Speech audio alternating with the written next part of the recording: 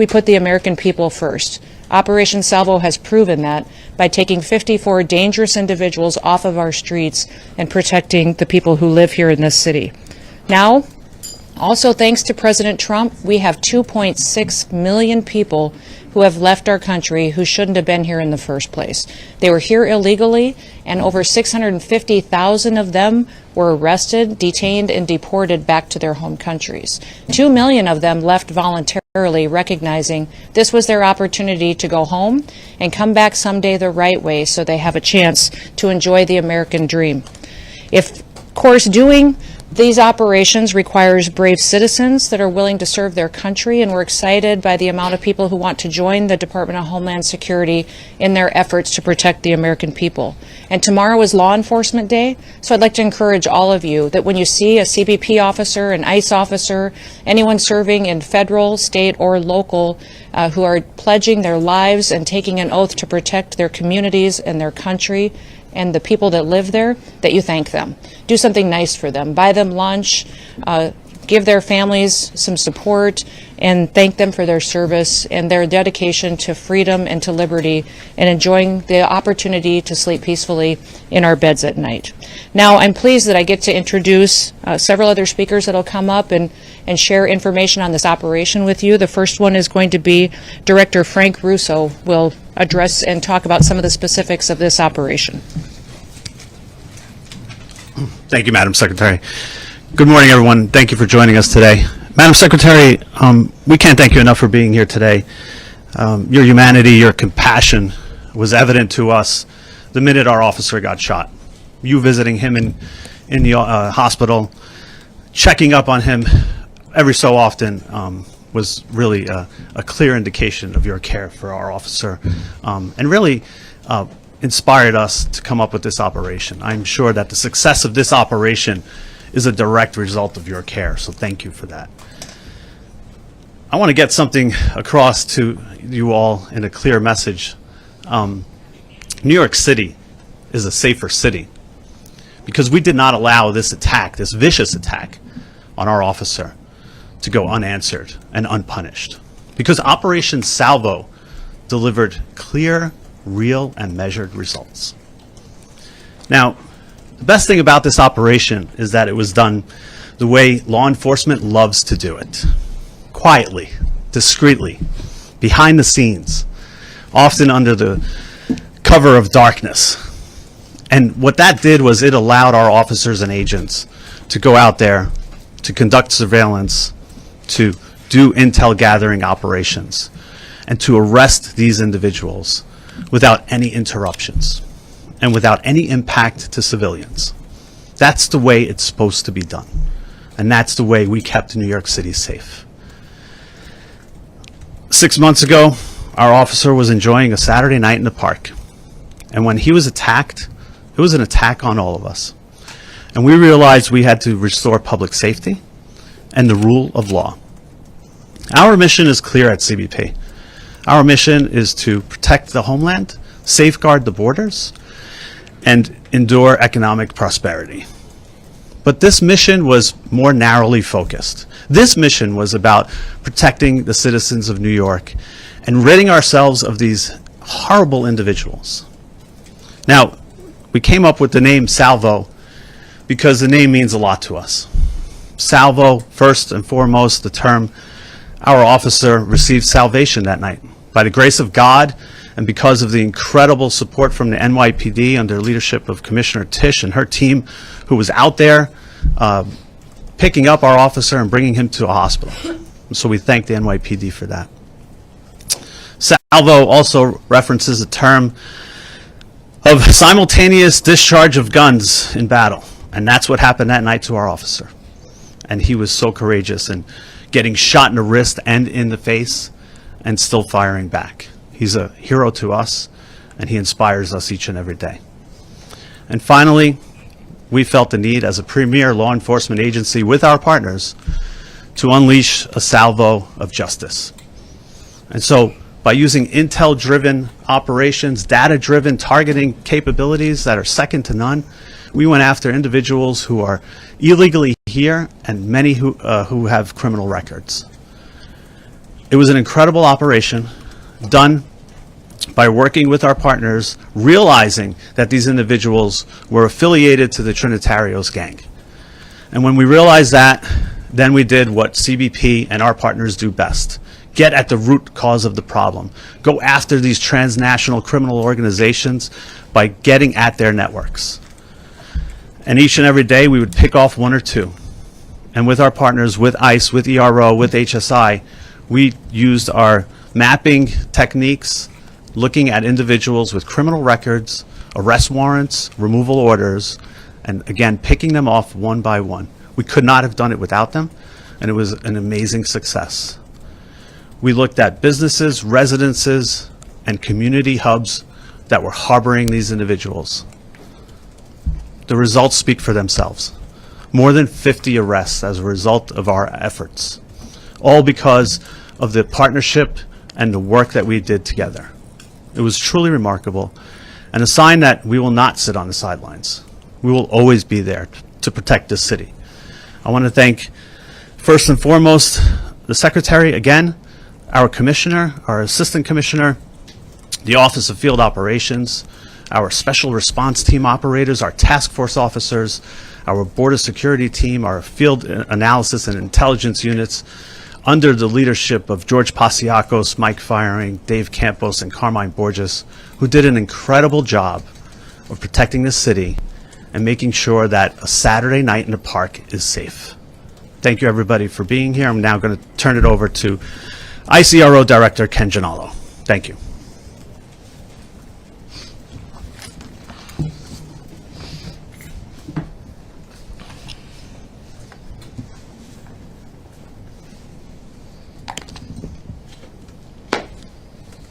Morning, everyone. How you doing? My name's Ken Gianallo. I am the Field Office Director for ICE Enforcement Removal Operations, New York City. I first want to thank Secretary Noem for traveling to the city today and for her continued and unwavering support of our brave law enforcement officers. We are here today because of the abject failure of the New York City bail reform laws and sanctuary city policies. The tragic shooting of this heroic CBP officer was entirely preventable and is a direct result of those policies. What makes this case particularly egregious is both of these violent criminals had been in NYPD custody on multiple occasions. However, due to these sanctuary city policies and the politicians that prioritize politics over public safety, these criminal illegal aliens were repeatedly released onto New York City's streets to harm this brave officer. ERO New York City is proud to partner with CBP and HSI in this joint initiative to not only locate and arrest the two criminal aliens responsible for the shooting, but also to identify, locate, and apprehend their Trinitario associates. Ruthless gang members who engage in illicit activity and terrorize law-abiding New Yorkers. Together, we have arrested over 50 criminal aliens, many with felony convictions, including weapons offenses, drug offenses, robbery, assault, rape, sexual abuse, burglary, and larceny. Approximately 30 of those have already been removed from the United States, while the remaining are in ERO custody at this time. Communities with sanctuary policies suffer the most harm from criminal aliens. When local police release dangerous aliens into the community, they often reoffend in the same community that they are released in.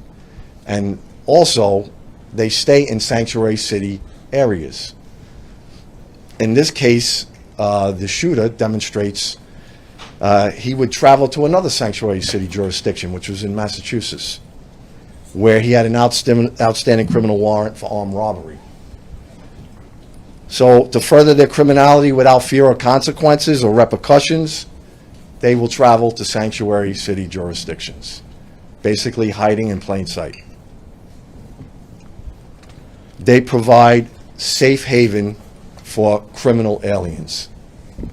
The lack of cooperation is unprecedented across the law enforcement spectrum, and rather than the city's stated purpose to protect the immigrants in New York and the citizens of New York City, these misguided policies allow criminals to roam freely in our city, in our country, subjecting New Yorkers and all Americans to unnecessary harm, which includes an off-duty CBP officer just trying to enjoy his Saturday evening in our great city. ICE will continue to uphold the mission to protect the city's residents by holding alien offenders accountable. New Yorkers should not have to worry about violent criminals roaming their neighborhoods because the local systems failed them. We always stand ready to work with our local law enforcement partners without condition and sincerely look forward to reestablishing mutually beneficial path forward for the safety of all New Yorkers to ensure preventable tragedies like this never have to occur again. Thank you. I will now introduce you to the Special Agent in Charge for Homeland Security Investigations for New York, Mr. Ricky Patel.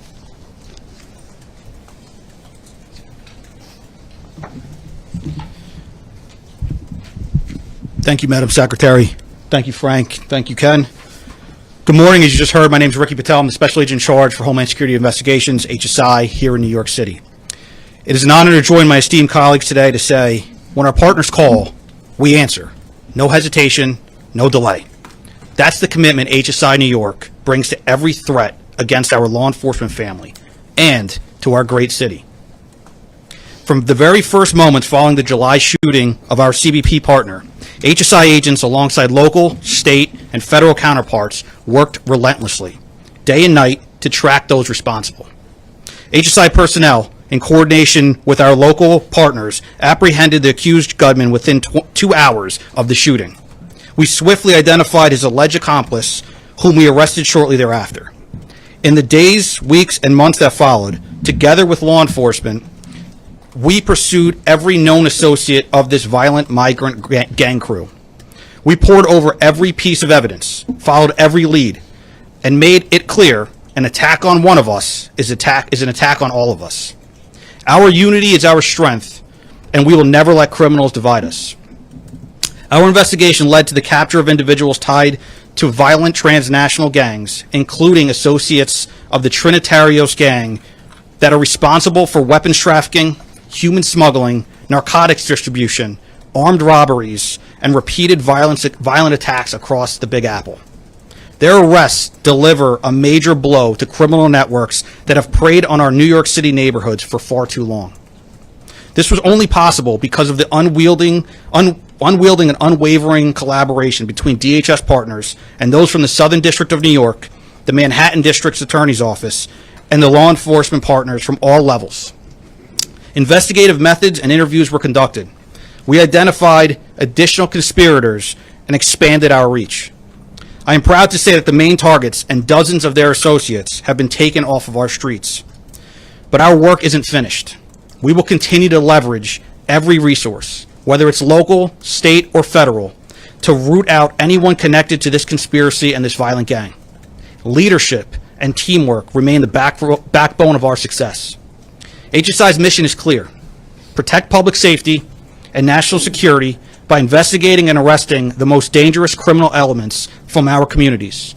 Every day, we use our broad authorities to enforce hundreds of federal laws, targeting transnational criminal organizations from every angle. We will not rest. We will not back down. HSI New York will continue to disrupt and dismantle criminal networks, ensuring our city and our country remain safe. Thank you, and I now turn it back over to Secretary Noem. Well, thank you, Ricky and Frank and Ken, for all of your hard work that you do every day here in New York City, but also for the rest of our country. With that, we'll open it up to any questions that you may have. Of the 54 people, how many had pending charges or criminal convictions? And I'm wondering, ICE's own data in New York City shows that over the last year, between January and October, 70% of the arrests that ICE did in New York City had no criminal convictions or pending charges. Should New Yorkers expect that trend to change? That's higher than the nationwide average. If you look across the nationwide average, we have 70% of the individuals that we've arrested and detained have criminal convictions or charges against them, So in New either York in this City, country 70% or other. have no criminal charges or pending cases. So should that trend continue? We're continuing to do our work to bring those criminal illegal aliens to justice, and ICE will continue to get up every day and do what they can to protect New York City. I can have Frank or Ken speak to if you know how many criminal convictions of the 54 had previous to this arrest that they had. I don't know if you have those data points with you. We can get those for you, though. Exactly. The vast majority of them, though, have criminal charges against them or convictions against them as well. Yes. Where were the 54 people from? Were they all part of the battalions? And what's their immigration status? Again, loosely affiliated to the Trinitarios, want to make that clear. Through connections connections that we made by speaking to them, understanding who they were, where they were operating out of, and contacts that they had on their phones. Your immigration status? Immigration status, all illegals. So this loosely connected mean they just knew someone who was in the gang? They were not members? It varies. It varies spectrum from speaking to individuals associated with the gang to just having conversations. Secretary, in October we saw mass protests and armored vehicles rolling down Canal Street. How do we ensure that we don't see another situation like what happened yesterday here in Manhattan? What I would encourage everyone to do, and especially your elected officials, is to bring everybody together, to talk about partnerships and start working with ICE and start working with CBP as we bring criminals to justice. And many times your policies and the rhetoric coming out of elected officials has divided people and pitted them against each other. Our job every day, and what President Trump promised to do, was to protect every single American, no matter where they lived in this country, that he was going to make sure that we weren't going to have more victims in this country. And we are going to continue to do that each and every day. And I'd encourage the leaders in this city and your governor and in other cities and states across this country to work with us rather than opposing us so that we can continue to make our streets safer. Yes, right here. Hi, Sarah Williamson from Newsmax. Yep. This is not the only example, the one that you bring up today, of officers being attacked by alleged gang members in New York City. We also had those officers who were attacked in Times Square back in May. With these examples, has Mayor Mamdani and his administration offered to cooperate when it comes to getting criminal gang members off the streets? Because we know he is not a fan of ICE, but when it comes to criminal gangs, is there any kind of leeway that is being given that? You know, we're hoping the mayor will work with us to get these criminal elements and especially gang members and terrorist organizations out of New York City. I know he and the president had a productive conversation. Our communication at the Department of Homeland Security has not been productive with the mayor's office or with NYPD, but we want to continue those conversations so we can work together. Yes. Director Russo spoke about how this operation happened discreetly under cover of darkness, and that's how it should be, which is in contrast to what happened in Minneapolis yesterday. You said What do you mean in contrast to what happened in? Very, if not very much not. Because of the protesters and the violent criminals that were attacking our law enforcement. If you remember in that operation, what happened was our officers were out trying to get a car stuck out of the snow when they were surrounded and assaulted and blocked in by protesters that were inciting. The officer was following his training. He did follow his training because of an individual that was. Point blank into a driver's window. Is that part of the training? How is that self-defense? This is an experienced officer who followed his training, and we will continue to let the the investigation unfold into the individual and continue to follow the procedures and policies that happen in these use of force cases. But let's remember the events that surrounded what happened yesterday on that tragic situation was that these individuals had followed our officers all day, had harassed them, had blocked them in. They were impeding our law enforcement operations, which is against the law. And when they demanded and commanded her to get out of her vehicle several times, she did not. So we'll continue to allow this process to unfold and recognize that these law enforcement officers every single day put their lives on the line. They go out and do their jobs. They go out and... This was an act of domestic terrorism, which is perpetuating... These policies and procedures that follow a use of force situation like this are continuing to be put in place. So this is standard operating procedure after every use of force situation, is that we follow these procedures and protocols. This situation is no different. Officers considered an act of domestic terrorism? Nope, this young lady right beside you. I'll come to you next. Thank you so much. Should we expect a surge of agents in New York City, and if so, when? I would say that President Trump and his administration are focused on protecting people. So we will never telegraph exactly the numbers and operations that we have and where we will be focused on.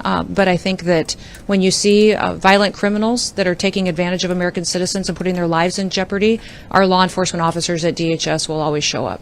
Secretary Noem. I'll come back. I'll come back. Go ahead.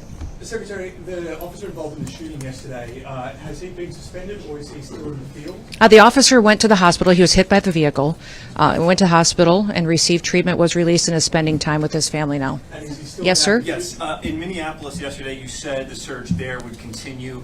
While you didn't directly say whether we can expect an ICE surge for civil deportation enforcement, can you explain what a surge is? And I won't describe in detail our law enforcement operations that we have. It's just it puts our officers' lives in jeopardy, but they will be there enforcing the laws of this country and upholding the public safety needs that have to happen when it comes to enforcing federal law. So will this be ICE, just Homeland Security investigations? You know, we've got thousands of officers there, and I'm not opposed to sending more if necessary to keep people safe. Secretary Noem. Secretary, can you talk a little bit about the experience of the officer and some of his background?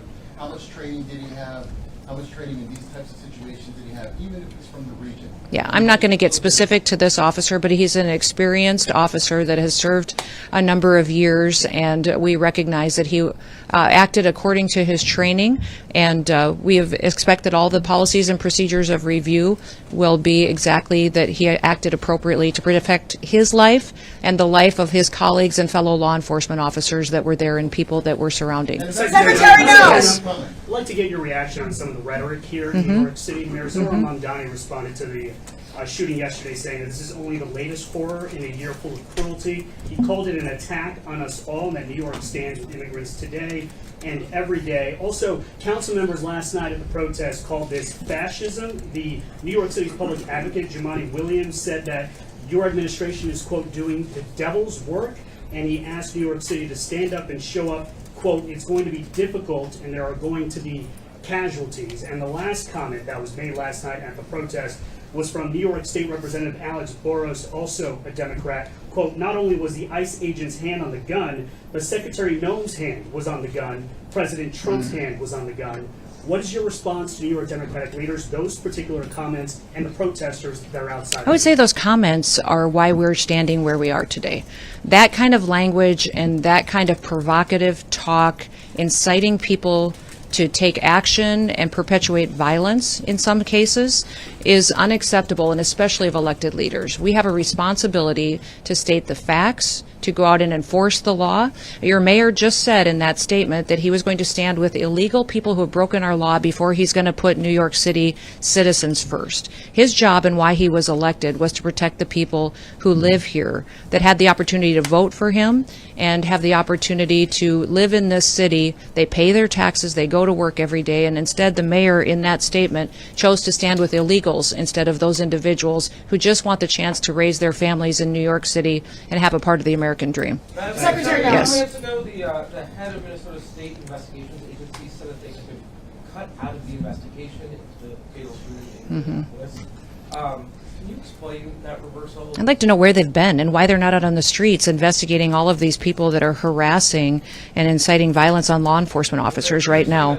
They're allowing this situation to be volatile. They're not doing their work. They haven't for years, and maybe they should get to work a little bit on the unprecedented fraud that we've seen in Minnesota and in Minneapolis by people that stole from American citizens and diverted funds away from vulnerable people and programs and services that they needed and put it into their own pockets. Minnesota is a train wreck. It is corrupt, and it was under the leadership of Governor Walz and this mayor that they allowed it to happen, and they let criminals and illegals and people abuse programs and steal the money, and now they're allowing violence to go forward on the streets as well. Does this also apply to the Minneapolis Police Department, the county sheriffs, the federal authorities at this point? They don't want. I won't put a blanket statement out like those other individuals will. What I would say is I welcome them to come and help us. Come help us make sure that the streets are safe, that laws are enforced, and that we can do the right thing to make sure that American citizens come first. Yes, sir. They've been cut out. They have not been cut out. They don't have any jurisdiction in this investigation. Yes, go ahead. Secretary, how do you can you give us some more? I'm going to speak to this individual right here. Yes. Jay Dow from WDCA-TV. Mhm. How do you respond to Americans who have been listening to your comments Mhm. that this was an act of domestic terrorism, Mhm. that the officer was hit by Anytime people you who take say that something- it is in direct contradiction to what they are seeing and watching in the multiple angles that have been beliefs. What in the I would- last 24 hours. This vehicle was used to hit this officer. It was used as a weapon, and the officer feels as though his life was in jeopardy. It was used to perpetuate a violent act that this officer took action to protect himself and to protect his fellow law enforcement officers. So we'll let this continue to go forward and follow the same policies and procedures that every use of force situation does. But we've had almost over 100 times that these vehicles have been used to ram law enforcement officers and to do damage and to harm them. When you take an action and use a weapon to harm someone and to incite violence against them and try to cause them injury or death, then it needs to be labeled exactly what it was. Do you believe the use of force in this instance was commensurate with the actions of that vehicle and the driver? I would say that when these individuals use their vehicles to try to ram our law enforcement and to put their lives in jeopardy, that law enforcement officer has to make a decision to protect his life and the individuals around him as well. Yes. What did you make of Tom Homan's comment yesterday that we should wait for an investigation before determining, as you have, that in this incident it was self-defense and that he felt that his life was in danger? You know, I didn't see those comments, but from what I understand, he also put out a statement later as well. So I'll let Tom speak to that. But all of us are on the same page in the fact that this law enforcement officer followed his training and that he defended and acted in defense of his life and those around him. Secretary Noem, Yes. hi. Darla Miles, ABC7 New York. Two quick questions.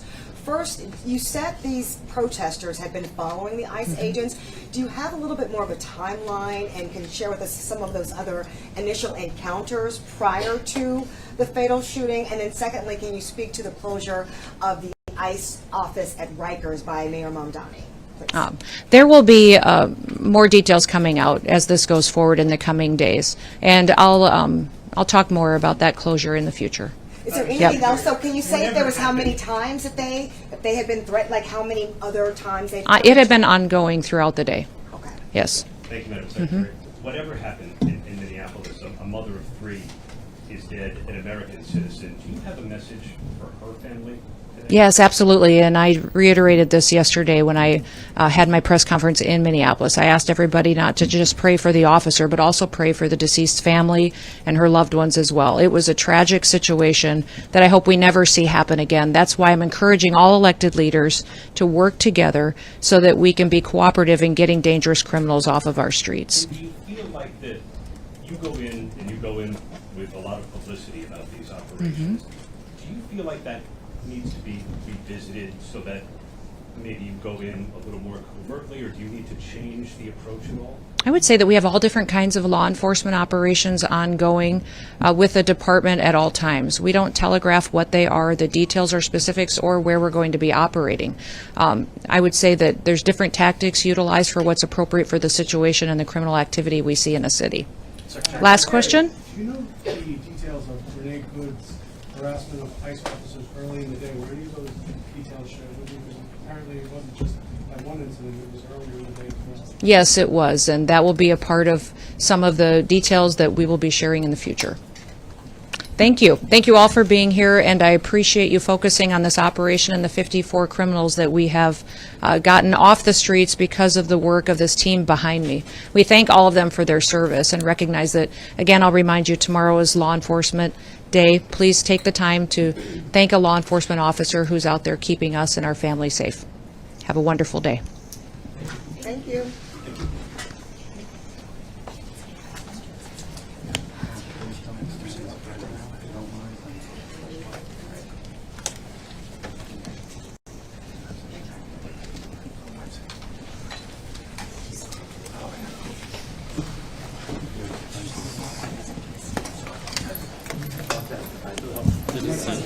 Nope. Zero. You? Well, I wasn't even supposed to send one. I was telling me to send one. Right in the middle. DHS might follow with one. We have no. I know DHS has a social media package that they'll be putting out, so make sure you're following their accounts. Look out for their press release list on their website. And let's try to catch Paloma. Shoot me an email if you have any questions. Keep an eye on those two things. There's going to be a package coming down this year. The CPE field director said he would have that, the answer about how many of the 54 had previous or... Oh yeah, shoot an email to CBP Media Relations. Can I tag you on that as well? Of course. Great. Yep, Thank you got my info? Yes. Okay, Thank all you. right, of course. I probably won't forward it, to be honest, because, but if I'm forwarding it, it's because you can forward it. Okay, thank you. Yeah. HSI was Ricky Patel, tall guy with the shape. Hey, sir. Oh, no. Nice to meet you, Anthony. We have a guy at the White House. Oh, yeah, good. Okay, good. Okay.